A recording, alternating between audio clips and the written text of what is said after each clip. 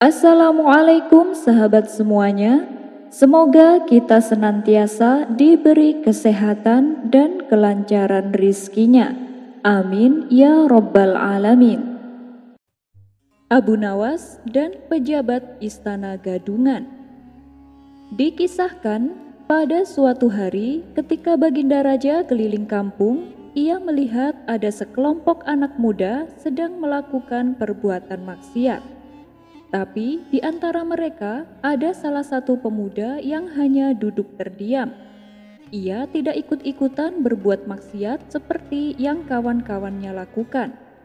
Sebagai raja yang bijak, Baginda Raja pun menghampiri mereka dan mencoba menasehatinya. Namun nasihat Baginda Raja mendapat pertentangan. Pertentangan ini bukanlah dari mereka yang sedang melakukan maksiat, tapi justru dari pemuda yang tengah duduk bersama mereka. Wahai sang pemberi ceramah dan nasihat, engkau memerintahkan sesuatu yang engkau sendiri tidak melakukannya, dan melarang sesuatu yang engkau sendiri melakukannya. Mulailah dari dirimu sendiri, kemudian baru menasehati orang lain, agar kelak di akhirat nanti kau tidak dianggap sebagai orang munafik, kata pemuda tersebut. Sontak hal ini membuat Baginda Raja tercengang. Perkataannya seolah menusuk hati yang paling dalam. Para pengawal yang mendampingi Baginda Raja menjadi jengkel dan hendak menangkap si pemuda. Namun oleh Baginda Raja segera dicegahnya. Biarkan dia, apa yang dikatakannya adalah benar, kata Baginda Raja dengan suara lirih. Dan semenjak kejadian itu, Baginda Raja terus meratapi dengan apa yang diucapkannya.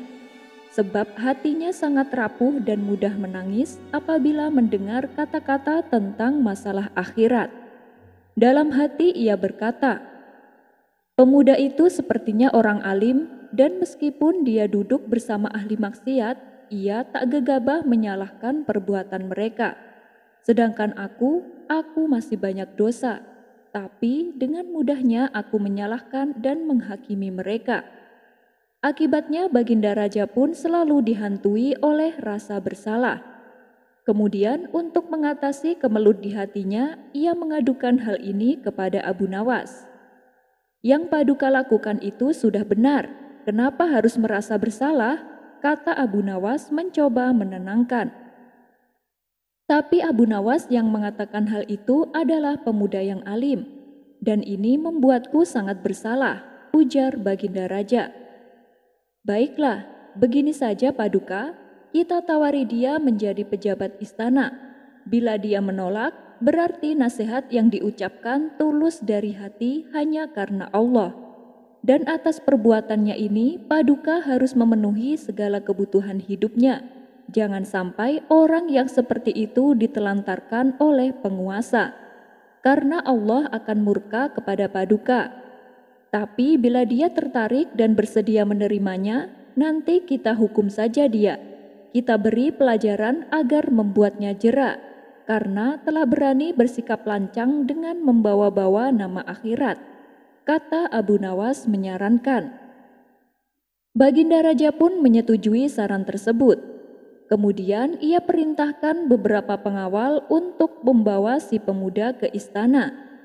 Singkat cerita, datanglah si pemuda menghadap Baginda Raja. Ia lalu dipersilakan duduk di depan meja makan yang sudah disediakan. Tapi ketika ia ditawari makan, ia menolaknya dan berkata, aku takut makan hidangan dari hasil pajak yang kau bebankan kepada rakyatmu. Baginda Raja membalas, demi Allah, hidangan ini aku beli dari uang pribadiku. Akhirnya si pemuda pun bersedia memakan hidangan tersebut. Karena baru pertama kali makan makanan istana, ia merasakan kelezatan yang luar biasa. Melihat tingkah pemuda itu, Baginda Raja lalu berkata, kalau mau, kau bisa membawa pulang semua makanan ini. Awalnya si pemuda menolak karena tidak enak hati, tapi karena Baginda Raja terus memaksa, ia pun menerimanya. Wahai pemuda soleh, sebelum kau pulang, ada sesuatu yang ingin aku bicarakan, kata Baginda Raja. Apa yang mendorongmu mengatakan hal itu kepadaku? Perkataanmu tentang akhirat sangat membuatku kepikiran, ucap Baginda Raja melanjutkan. Hak Allah yang ada di pundakku, lalu saya tunaikan hak itu kepadamu, jawab si pemuda. Mendengar jawaban tersebut, Baginda Raja pun semakin kagum kepadanya.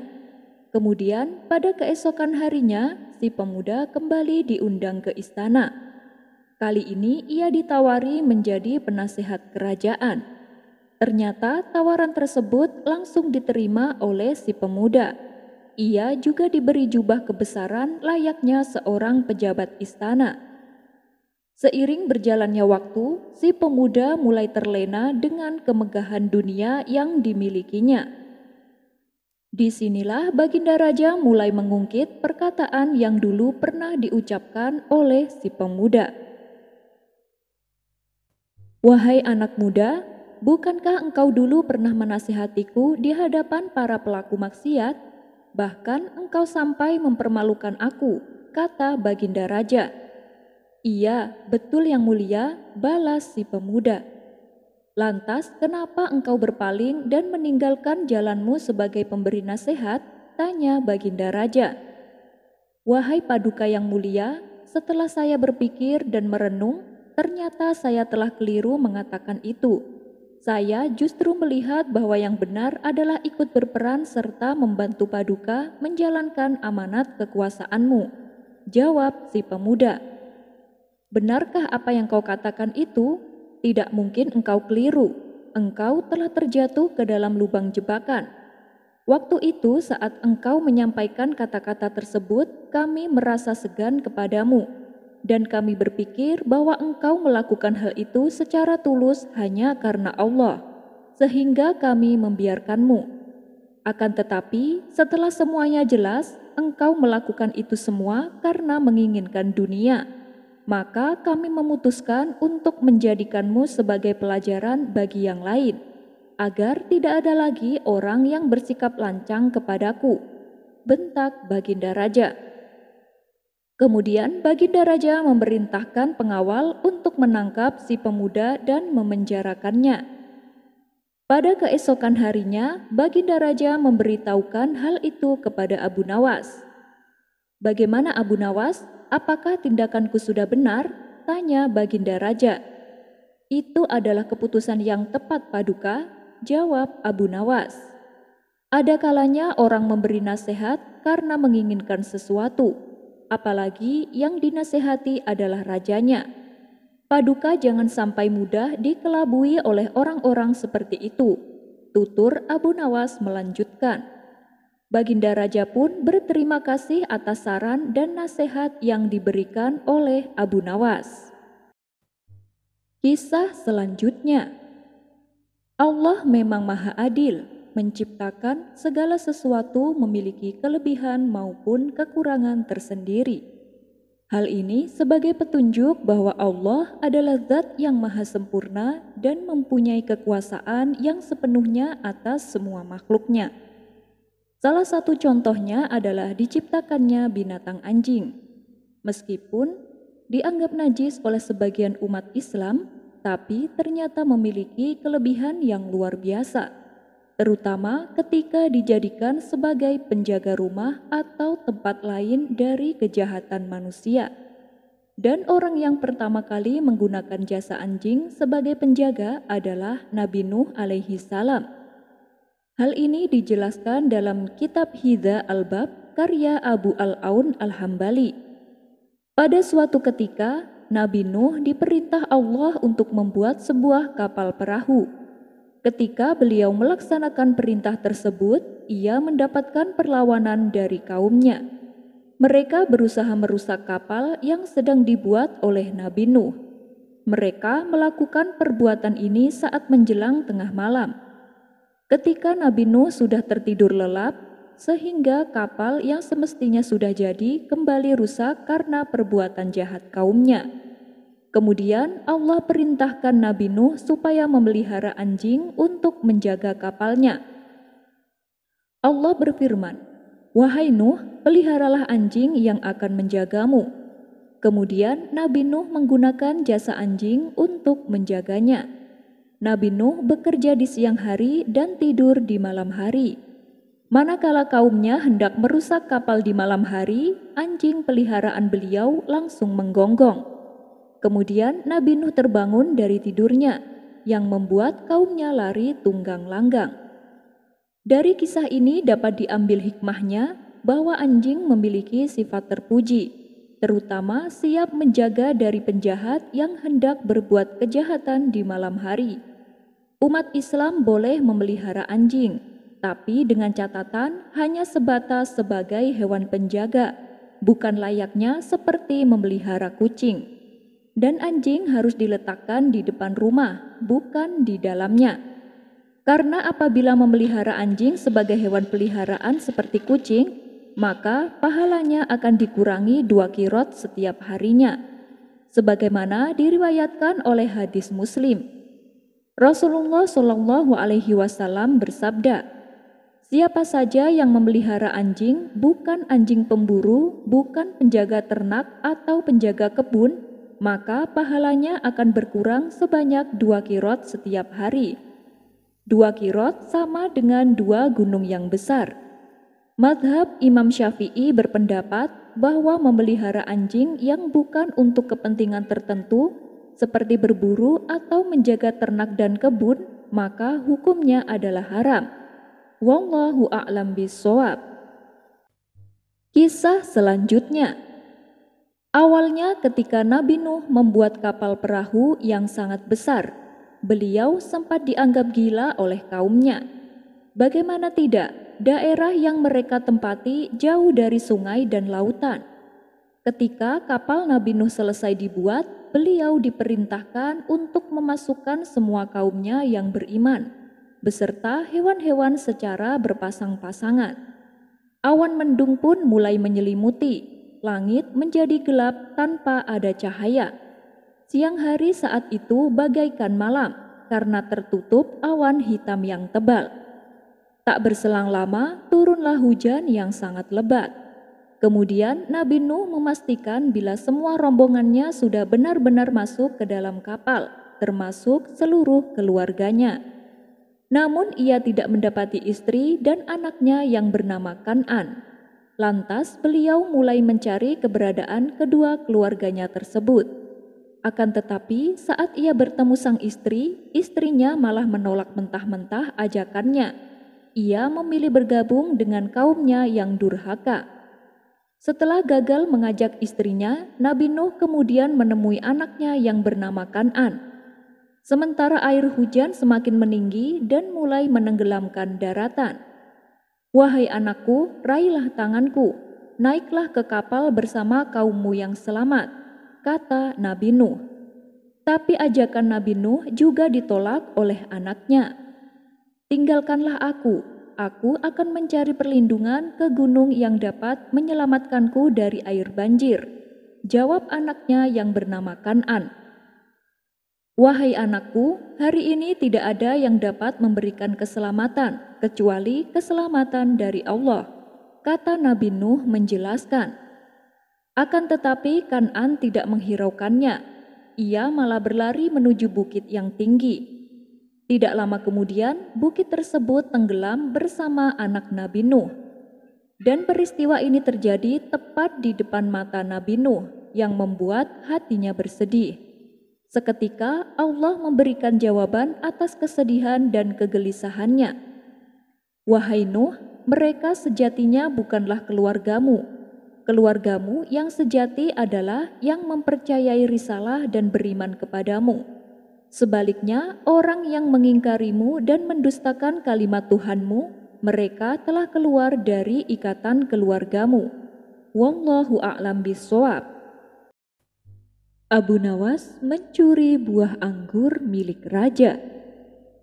Meskipun antara Baginda Raja dan Abu Nawas seringkali saling mengerjai satu sama lain, namun di balik itu hubungan keduanya terjalin sangat akrab. Apapun permintaan Abu Nawas selalu dikabulkan oleh Baginda Raja. dan terkadang tanpa diminta pun Baginda Raja sering memberinya hadiah. Namun ada satu yang membuat Abu Nawas penasaran, yaitu sebuah kebun kecil di belakang istana yang terdapat pohon anggur milik Baginda Raja. Karena selama ini Abu Nawas tak pernah diperkenankan masuk ke dalamnya. Suatu hari Abu Nawas bertanya kepada sang raja, "Paduka yang mulia, kenapa sih saya tidak boleh masuk ke dalam kebun di belakang istana?"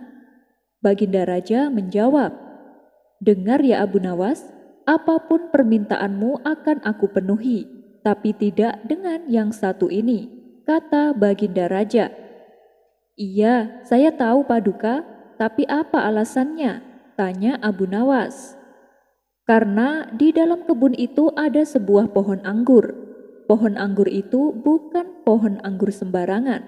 Itu adalah pohon anggur spesial yang tidak ada tandingannya, dan hanya saya yang boleh memakannya," jelas Baginda Raja. Namanya saja Abu Nawas, semakin dilarang semakin membuatnya penasaran. Hingga pada suatu ketika, diam-diam Abu Nawas memasuki kebun tersebut. Di sana ia melihat satu pohon anggur yang sudah mulai berbuah. Tanpa pikir panjang, ia memetik beberapa buah dan mulai memakannya satu persatu. "Benar juga kata Baginda, ini buah anggur yang sangat istimewa. Rasanya sungguh luar biasa," kata Abu Nawas dalam hati. Rupanya perbuatan Abu Nawas ini dipergoki oleh pengawal istana. Ia pun ditangkap dan dihadapkan kepada Baginda Raja. "Sudah aku bilang, kau jangan masuk ke dalam kebun itu. Kau pasti telah mencuri buah anggur kan?" bentak Baginda Raja. "Tidak Paduka, saya hanya ingin memastikan apakah buah anggurnya sudah layak dimakan atau belum," jawab Abu Nawas. Melihat reaksi Abu Nawas yang kelihatan polos dan lugu, membuat Baginda Raja reda amarahnya. Karena walau bagaimanapun Abu Nawas adalah satu-satunya orang yang bisa menghibur dirinya. Dan sudah sepantasnya bila Abu Nawas ikut merasakan lezatnya buah anggur tersebut. "Baiklah Abu Nawas, kali ini kau kuampuni. Tapi jangan kau ulangi perbuatanmu. Dan untuk menebus kesalahanmu, ada satu pertanyaan yang harus kau jawab dengan benar. Apabila salah, kau akan mendapat hukuman," tutur Baginda Raja. "Saya siap menjawabnya Paduka yang mulia," sahut Abu Nawas. Kemudian Baginda Raja pun memulai pertanyaannya. "Apa yang bisa dilihat orang lain, tapi saya tak bisa melihatnya? Dan apa yang tak bisa dilihat oleh orang lain, tapi saya bisa melihatnya?" Tanpa pikir panjang, Abu Nawas langsung menjawabnya. Jawabannya adalah telinga orang lain. Bisa melihat telinga Paduka, tapi Paduka tidak bisa melihatnya. Dan Paduka bisa melihat semua telinga orang lain, sedang orang lain tersebut tak bisa melihatnya. Atas jawaban cerdik Abu Nawas, ia pun akhirnya lolos dari hukuman. Kekonyolan Abu Nawas saat pembagian daging kurban. Dikisahkan, ketika hari raya Idul Adha, Baginda Raja berkurban hewan kambing dengan jumlah yang sangat banyak. Hal ini bertujuan agar seluruh rakyat Baghdad bisa mendapatkannya secara merata. Masyarakat pun menyambutnya dengan sukacita. Setelah acara pemotongan hewan kurban, tibalah saatnya pembagian daging kepada masyarakat. Orang-orang pun berantusias mengantri di depan gerbang istana, termasuk Abu Nawas sendiri. Ketika datang giliran Abu Nawas, Baginda Raja bukan memberinya daging kambing, melainkan sekantong tepung. Tentu saja Abu Nawas menolaknya. Ia pun bertanya kepada Baginda Raja, "Paduka yang mulia, kenapa saya diberi tepung gandum, sedangkan mereka semua diberi daging kambing?" Baginda Raja menjawab, "Aku melakukan ini karena aku sayang sama kamu Abu Nawas."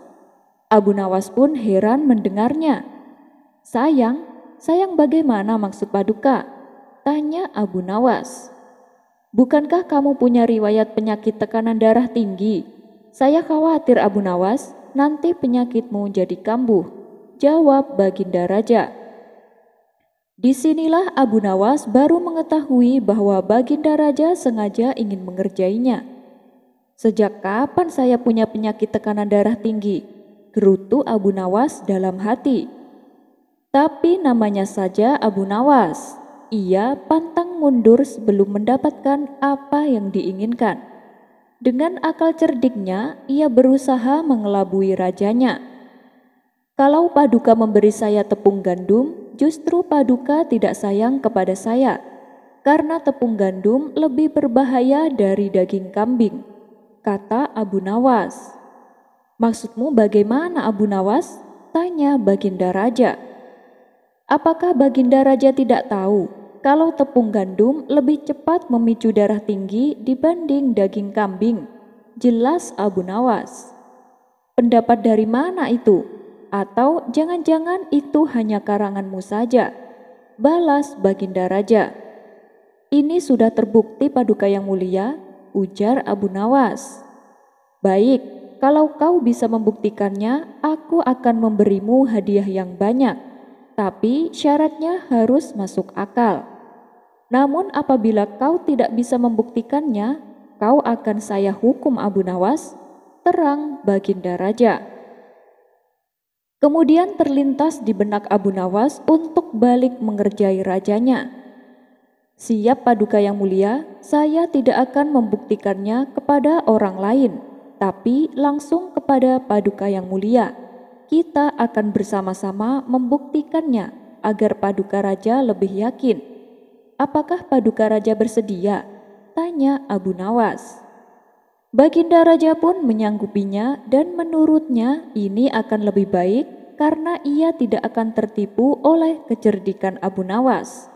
Maka dimulailah penelitian uji coba antara Abu Nawas dan Baginda Raja.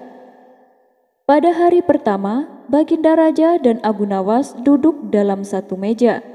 Baginda Raja diberi hidangan berupa roti dari hasil adonan tepung gandum dan Abu Nawas diberi hidangan berupa gulai kambing. Pada hari kedua, Baginda Raja diberi roti yang sama dan Abu Nawas diberi sop kambing. Pada hari ketiga, Baginda Raja masih diberi hidangan berupa roti satu piring, sedangkan Abu Nawas diberi hidangan kambing guling. Tiba-tiba Baginda Raja naik darah.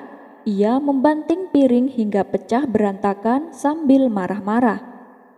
Apa-apaan ini Abu Nawas? Setiap hari saya selalu diberi roti gandum, sedangkan kamu selalu makan daging kambing. Bentak Baginda Raja penuh emosi. Abu Nawas hanya cengengesan mendengarnya. Hal ini membuat Baginda Raja bertambah emosi. Kau jangan meledekku Abu Nawas, beritahu aku apa maksud perbuatanmu ini, tanya Baginda Raja. Dengan tenang Abu Nawas menjawab, sekarang Paduka sudah membuktikannya sendiri bahwa tepung gandum lebih cepat mengakibatkan tekanan darah tinggi ketimbang daging kambing. Bagaimana? Apakah Paduka sudah percaya? Jelas Abu Nawas.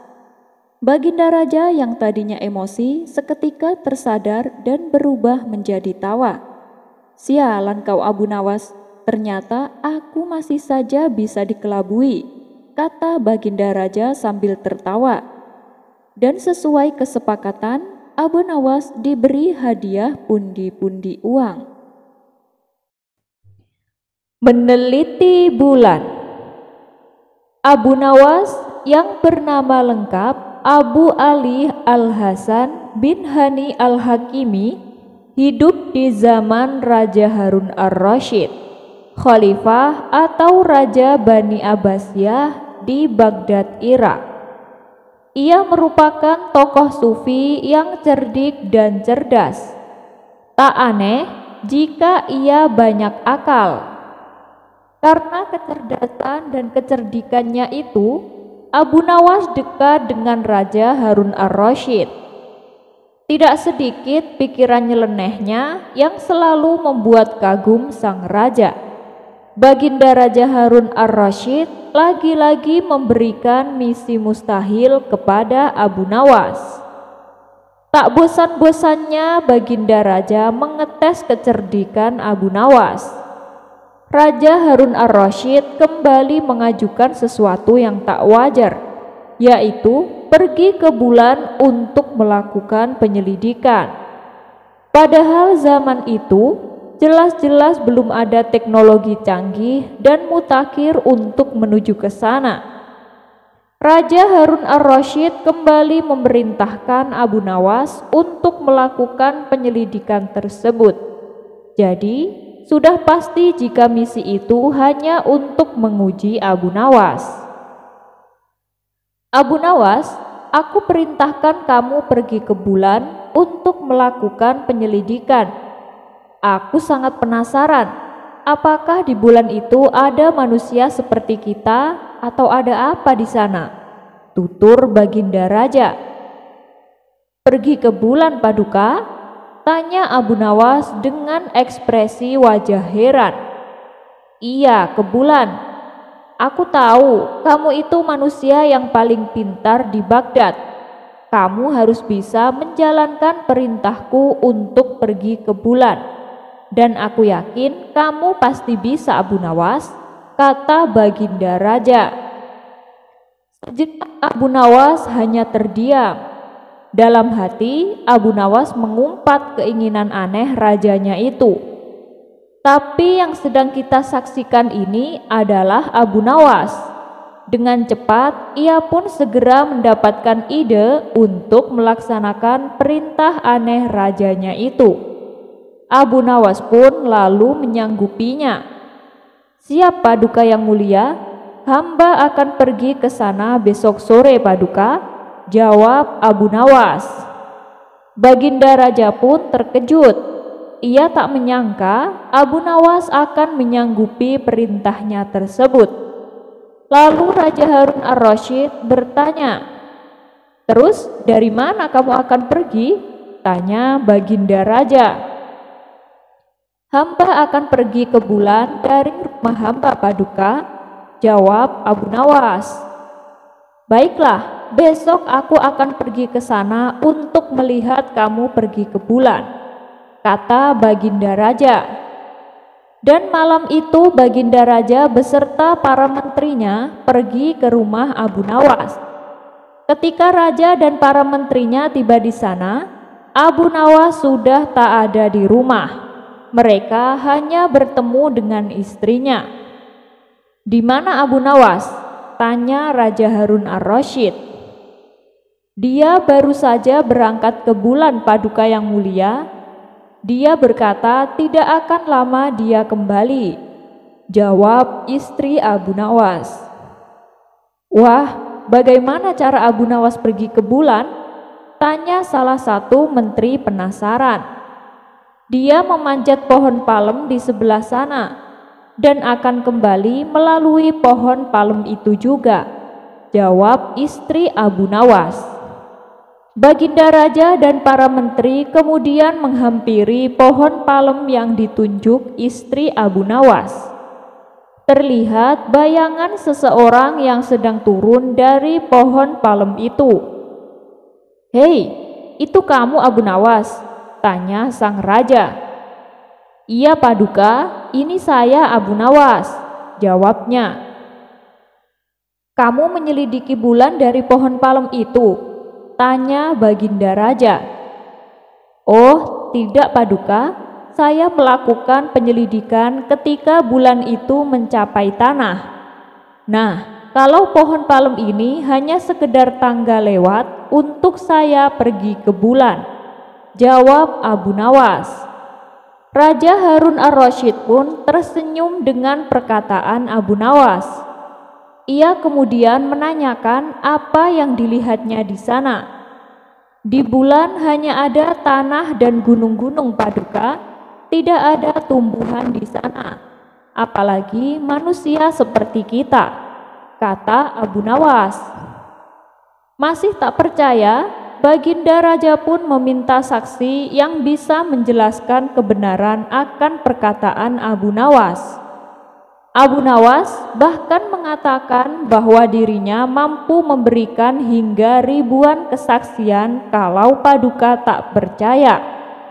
Saya punya banyak saksi, bukan hanya satu atau dua saksi, tapi ribuan saksi Paduka, sambung Abu Nawas. Memangnya siapa mereka yang menjadi saksimu Abu Nawas? Tanya Baginda Raja. Kemudian Abu Nawas mengarahkan jarinya ke langit. Bintang-bintang itu adalah saksiku. Jika Paduka tak mempercayaiku, silahkan Paduka bisa menanyakan langsung kepada mereka, kata Abu Nawas dengan yakin. Mendengar jawaban itu, Baginda Raja pun hanya tertawa. Terus, kenapa kamu tak menungguku untuk menyaksikan kamu pergi ke bulan? Tanya Baginda Raja. Wah, Anda telat Paduka yang mulia, dan sayangnya hamba hanya bisa pergi ke bulan pada waktu tertentu saja, jawab Abu Nawas. Sekilas Baginda Raja memandang ke atas langit yang penuh bintang dan bulan bersinar terang sambil tersenyum membayangkan kekonyolan Abu Nawas. Jubah aneh Abu Nawas bikin Raja ketawa. Dikisahkan, Baginda Raja akan mengadakan pesta mewah di istananya, dan pestanya kali ini sifatnya terbatas karena hanya kalangan orang-orang tertentu saja yang diundang, seperti para pejabat istana dan tokoh-tokoh masyarakat. Mendengar rencana pesta tersebut, Abu Nawas merasa kecewa. Ia pun segera menghadap Baginda Raja. Paduka yang mulia, saya dengar Paduka akan mengadakan pesta. Apa betul? Tanya Abu Nawas. Benar Abu Nawas. Dari mana kau tahu? Kata Baginda Raja balik bertanya. Saya dapat kabar dari salah satu menteri istana. Saya sangat kecewa dengan Paduka. Tak biasanya Paduka berbuat demikian, ujar Abu Nawas. Apa maksudmu Abu Nawas? Balas Baginda Raja. Pesta yang Paduka adakan, kenapa hanya untuk kalangan tertentu? Kenapa rakyat biasa tak boleh datang? Tanya Abu Nawas. Itu urusanku Abu Nawas, kau tak berhak mengaturku, balas Baginda Raja. Lalu bagaimana dengan saya Paduka? Apakah saya juga tidak diundang? Tanya Abu Nawas. Sejenak Baginda Raja terdiam. Ia pun akhirnya berkata, baiklah Abu Nawas, karena kau juga termasuk tokoh masyarakat, maka aku akan mengundangmu. Mendengar itu, Abu Nawas pun langsung tersenyum. Namun, di balik senyumannya terbesit sebuah rencana konyol untuk merusak suasana pesta. Menurutnya, pesta yang hanya dihadiri pejabat istana adalah pesta yang melukai perasaan rakyat kecil. Sementara Baginda Raja yang menangkap gelagat Abu Nawas tak akan membiarkannya begitu saja. Sebaiknya aku ceritakan yang sebenarnya, supaya Abu Nawas mau mengerti, pikir Baginda Raja. Begini Abu Nawas, di acara pesta nanti, semua tamu yang hadir diwajibkan membawa kado hadiah. Itulah sebabnya pesta ini hanya diperuntukkan kepada pejabat istana dan tokoh-tokoh masyarakat. Aku tak akan mungkin membebani rakyatku dengan memberikan kado hadiah kepadaku. Nanti ada saatnya aku mengadakan pesta yang diperuntukkan oleh seluruh rakyatku. Bukankah setiap tahun aku juga mengadakan pesta untuk mereka? Jelas Baginda Raja.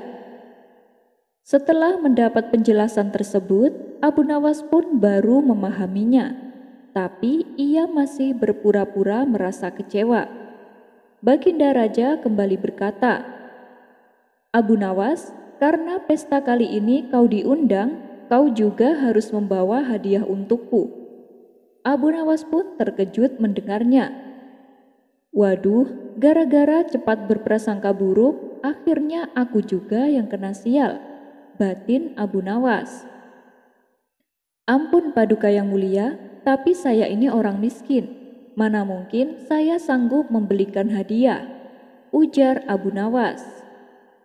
Itu kan salahmu sendiri. Kamu sendiri yang minta diundang ke acara pesta. Tapi jangan khawatir, aku tak akan memintamu memberikan saya kado hadiah yang mahal, balas Baginda Raja. Baiklah Paduka, hadiah apa yang Paduka inginkan? Tanya Abu Nawas. Aku ingin kau membawakan hadiah yang bisa membuatku senang, tapi juga bisa membuatku emosi, jawab Baginda Raja. Permintaan aneh macam apa lagi ini? Gerutu Abu Nawas. Tapi mau tak mau Abu Nawas harus menyanggupinya. Pada keesokan harinya, Abu Nawas melakukan rutinitas seperti biasanya, yaitu mencari kayu di hutan. Waktu itu kayu yang didapatkan lumayan banyak, sehingga ia bekerja sampai sore. Bahkan ia pulang ke rumah ketika menjelang maghrib. Karena saking letihnya, selepas sholat Isya, Abu Nawas membaringkan tubuhnya dan tertidur. Padahal saat itu ia sudah ada janji untuk menghadiri pesta yang diadakan oleh Baginda Raja. Sementara di tempat lain, Baginda Raja sedang menanti kehadiran Abu Nawas. Namun hingga pesta berakhir, ia tak kunjung datang. Meskipun Baginda Raja sedikit kecewa, tapi di balik itu ada kebahagiaan yang didapatnya, yaitu ia akan gunakan kesalahan Abu Nawas ini untuk bisa menghukum dirinya. Singkat cerita, keesokan harinya datanglah Abu Nawas menghadap. Hei Abu Nawas, kenapa tadi malam kau tak datang? Dan mana hadiah yang aku inginkan? Tanya Baginda Raja. Namanya saja Abu Nawas. Kesalahan yang ia buat justru dijadikannya sebagai hadiah. Bukankah tadi malam saya sudah memberikannya? Kata Abu Nawas. Mana? Tadi malam saja kau tak datang, balas Baginda Raja. Coba ingat baik-baik, hadiah apa yang Paduka inginkan? Paduka menginginkan hadiah yang bisa membuat senang tapi bisa membuat Paduka emosi. Betul kan? Ketidakhadiran saya di pesta itulah hadiah untuk Paduka. Paduka pasti senang karena saya tidak jadi mengacaukan acara pesta. Dan Paduka jadi punya alasan menghukum saya karena tidak datang ke acara pesta. Tapi begitu mendengar penjelasan saya, Paduka tak bisa membantahnya, bahkan membenarkan jawaban saya. Oleh karenanya, Paduka menjadi emosi karena tidak bisa menghukum saya, tutur Abu Nawas. Spontan Baginda Raja pun tertawa terpingkal-pingkal. Kau memang cerdik Abu Nawas. Baiklah, aku beri hadiah 5 dinar untukmu, kata Baginda Raja sambil menyerahkan uangnya. Abu Nawas pun merasa senang menerimanya. Tapi tunggu Abu Nawas, uang tersebut harus kau belanjakan untuk membeli sesuatu yang bisa membuatmu jadi orang paling bahagia di dunia. Dan sesuatu itu harus kau tunjukkan padaku, perintah Baginda Raja. Tanpa menunggu lama, Abu Nawas segera pergi ke pasar untuk melaksanakan perintah rajanya. Setibanya di pasar, Abu Nawas membeli jubah yang sederhana. Lalu jubah tersebut ia berikan kepada tukang jahit. Ia meminta kepada si penjahit agar saku jubahnya dirubah 2 kali lebih besar. Setelah selesai, Abu Nawas pun langsung kembali ke istana dengan mengenakan jubah yang baru dibelinya itu.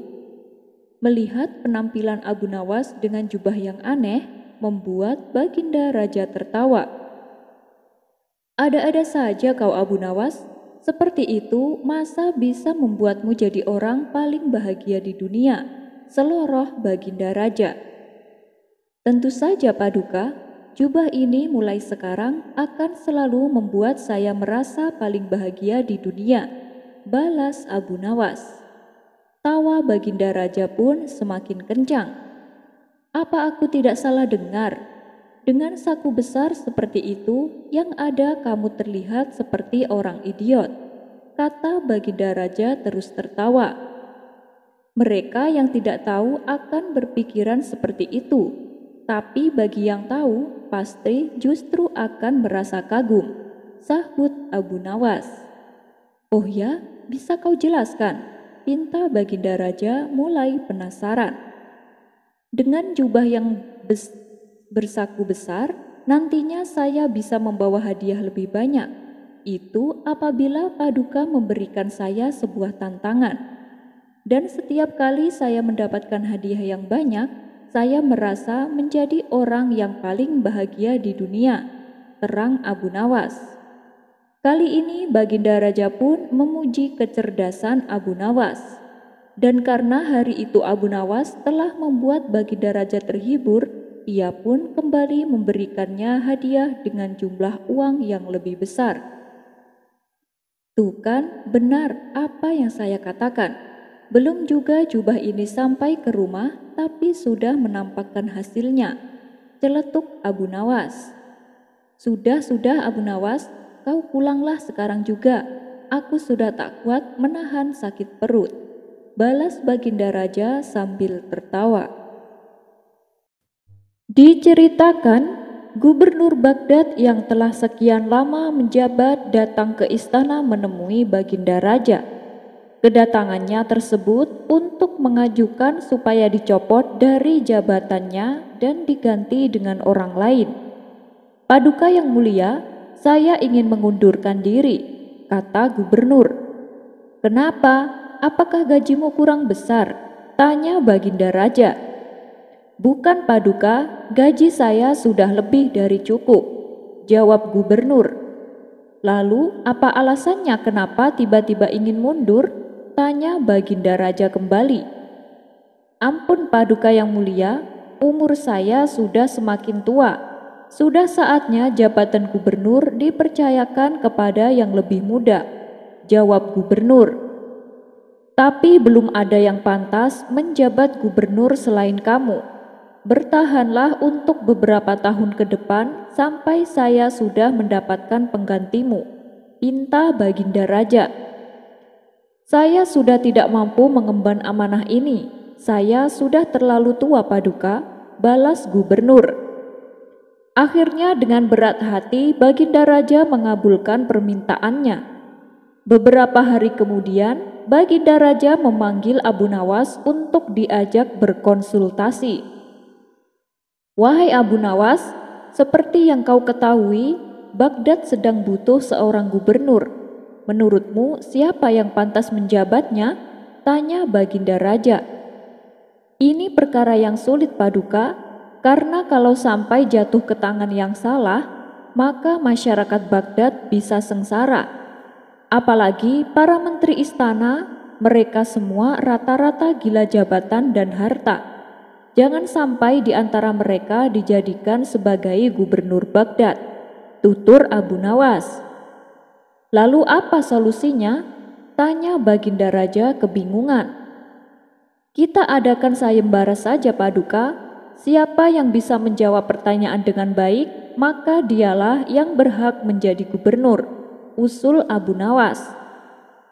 Terus pertanyaan macam apa yang akan diajukan? Tanya Baginda Raja. Pertanyaannya adalah apa yang paling penting bagi seorang raja? Balas Abu Nawas. Itu sih pertanyaan mudah Abu Nawas. Yang terpenting adalah berbuat adil, jawab Baginda Raja. Berbuat adil menurut Paduka belum tentu adil menurut rakyat Paduka, berarti jawaban tersebut salah, ujar Abu Nawas. Ternyata susah juga ya Abu Nawas. Baiklah, besok umumkan sayembara, perintah Baginda Raja. Singkat cerita, setelah sayembara tersebut sampai ke pelosok negeri, orang-orang berbondong-bondong untuk mendaftar. baik dari kalangan rakyat biasa sampai dari keluarga pejabat istana. Namun, dari sekian banyak peserta, tidak ada satupun yang menjawab dengan benar. Lalu salah satu menteri istana mengantarkan kerabatnya untuk mendaftar. "Paduka yang mulia, kerabat saya ini orang pintar dan jujur. Dia pasti pantas untuk dijadikan gubernur," ujar sang menteri. "Sesuai persyaratan, kalau bisa menjawab pertanyaanku dengan benar, maka akan saya jadikan gubernur," balas Baginda Raja. Kemudian kerabat sang menteri menghadap Baginda Raja untuk menjawab pertanyaan. "Menurutmu, apa yang paling penting bagi seorang raja?" tanya Baginda Raja. "Yang terpenting adalah kewibawaan dan pasukan yang kuat dan istana yang megah, supaya negeri lain tidak meremehkan," jawabnya. "Bagaimana Abu Nawas? Apakah jawabannya benar?" tanya Baginda Raja kepada Abu Nawas yang setia mendampingi. "Salah Paduka. Apa gunanya istana megah dan pasukan kuat, tapi hatinya tidak tenang karena selalu was-was akan diserbu negeri lain," jawab Abu Nawas. Peserta tersebut maka dinyatakan gagal. Kemudian datang menteri yang lain dengan membawa kerabatnya untuk mendaftar. "Menurutmu, apa yang paling penting bagi seorang raja?" tanya Baginda Raja.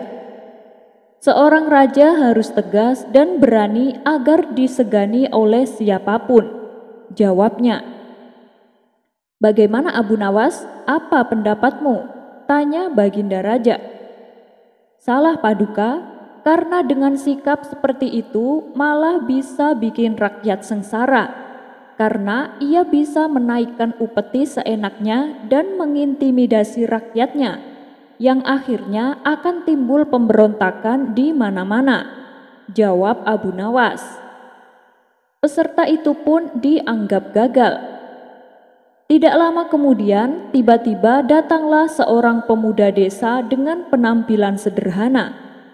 Kehadiran si pemuda membuat para menteri istana memandangnya sebelah mata. Bahkan ada yang saling berbisik mengejek. "Kamu mau ikut sayembara?" tanya Baginda Raja kepada si pemuda. "Iya Paduka, itu pun kalau Paduka berkenan," jawab si pemuda. "Siapa saja boleh ikut, asal bisa menjawab pertanyaanku." "Apakah kau yakin bisa?" tanya Baginda Raja. "Insya Allah Paduka, bila Allah menghendaki maka saya akan menjawabnya dengan benar," balas si pemuda. "Baiklah, menurutmu apa yang paling penting bagi seorang raja?" tanya Baginda Raja. "Yang paling penting bagi seorang raja adalah kepercayaan rakyatnya," jawab si pemuda. Baginda Raja dan Abu Nawas tertegun mendengar jawabannya. "Kenapa? Apa alasannya? Bagaimana bila negeri lain akan menyerbu? Dan bagaimana bila muncul pemberontakan-pemberontakan dari dalam negeri sendiri?" tanya Baginda Raja. "Dengan rakyat percaya, maka akan timbul kecintaan pada rajanya. Apabila diserbu negeri lain, seluruh rakyat akan dengan semangat ikut berjuang membela negerinya dari serangan musuh. Dan apabila timbul pemberontakan-pemberontakan, dipastikan itu adalah ulah para pengkhianat. Tapi seluruh rakyat pasti akan membantu raja untuk memberantas para pengkhianat tersebut. Adanya rakyat cinta dan percaya karena raja bersikap bijak dan menyayangi rakyatnya. Tidak semena-mena menaikkan upeti, tidak menyengsarakan rakyat, dan pastinya rakyat akan hidup makmur sejahtera," tutur si pemuda. Bertambah kagumlah Abu Nawas dan Baginda Raja dengan penuturan si pemuda. "Bagaimana menurutmu Abu Nawas?" tanya Baginda Raja. "Paduka sudah mendengar sendiri kan jawabannya, dan saya sangat kagum Paduka. Saya rasa dia pantas untuk menjabat jadi gubernur, jawab Abu Nawas. Saya juga sependapat denganmu, Abu Nawas. Saya setuju bila dia dijadikan gubernur yang baru, timpal Baginda Raja. Akhirnya si pemuda pun diangkat menjadi gubernur Baghdad yang baru. Kisah selanjutnya. Ada kisah unik tentang seorang penjual dan pembeli yang kedua-duanya sama-sama orang jujur. Ia adalah Hasan, seorang yang terkenal jujur dan disukai oleh para warga. Suatu ketika, Hasan membeli tanah dari seseorang yang bernama Ali. Ketika tanah itu telah terbeli, Hasan hendak membangun rumah di tanah tersebut. Kemudian saat ia menggali tanahnya, ia menemukan tumpukan emas. Lalu oleh Hasan emasnya dikembalikan kepada Ali selaku pemilik tanah sebelumnya. "Wahai Ali, aku menemukan emas di tanah yang kau jual. Ambillah," kata Hasan memberitahu. "Loh, itu sudah menjadi hakmu. Kau simpan saja emasnya," balas Ali menolak.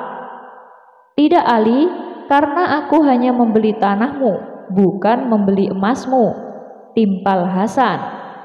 "Hasan, dengar ya, yang aku jual kepadamu adalah tanah berikut isinya," ujar Ali. Karena sama-sama tak ada yang mau menerima emasnya, akhirnya mereka sepakat untuk membawa masalah ini kepada Abu Nawas. Di depan Abu Nawas, mereka pun mengadukan masalah yang dihadapinya. Setelah mendengar pengaduan mereka, Abu Nawas lalu berkata kepada keduanya, "Ya sudah, begini saja. Wahai Hasan, apakah kau punya anak laki-laki yang sudah remaja?" tanya Abu Nawas. "Iya, saya punya," jawab Hasan. "Dan kau Ali, apakah kau punya anak perempuan yang sudah remaja?" tanya Abu Nawas kepada Ali.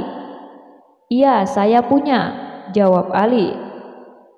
"Sekarang nikahkan kedua anak kalian, dan emas tersebut jadikan sebagai maharnya," kata Abu Nawas menyarankan. Mereka berdua pun sepakat dengan keputusan Abu Nawas ini. Sekian dulu perjumpaan kita kali ini. Sampai bertemu lagi di kisah selanjutnya. Terima kasih yang sudah subscribe dan setia menonton channel ini. Wassalamualaikum warahmatullahi wabarakatuh.